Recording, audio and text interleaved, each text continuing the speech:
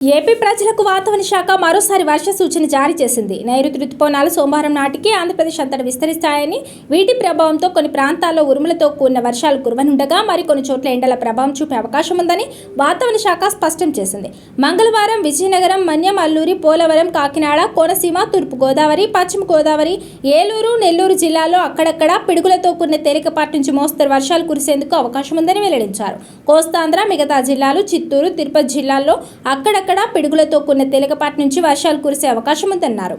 మరోవైపు ఎండ ప్రభావం చూపే అవకాశం ఉన్నందున ప్రజలు అప్రమత్తంగా ఉండాలని సూచించారు. ఎండలో బయటకు వెళ్లేటప్పుడు చెవుల్లోకి వేడిగాలి వెళ్లకుండా జాగ్రత్త పడాలని, గుండె సంబంధిత వ్యాధులు, షుగర్, బీపీ ఉన్నవారు ఎండలో తిరగరాదని సూచించారు. అలాగే ఈదురుగాలులు, ఉరుములతో వర్షం పడే సమయంలో ప్రజలు చెట్ల కింద, భారీ హోర్డింగ్ల వద్ద నిలబడొద్దని సూచించారు.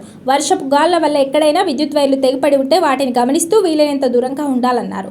ఆకాశం మేఘావృతమై ఉరుములు వినిపించిన వెంటనే పొలాల్లో పనిచేసే రైతులు, శ్రామికులు, పశు కాపర్లు మరింత అప్రమత్తంగా ఉండి సురక్షిత ప్రాంతాలకు వెళ్లాలన్నారు.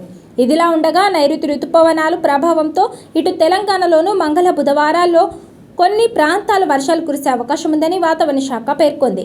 అలాగే ఎల్నినో నేపథ్యంలో మరికొన్ని జిల్లాల్లో భారీ ఉష్ణోగ్రతలు కూడా నమోదయ్యే ఛాన్స్ ఉందని, వర్షాలు, ఎండల పట్ల రాష్ట్ర ప్రజలు అప్రమత్తంగా ఉండాలని వాతావరణ శాఖ స్పష్టం చేసింది.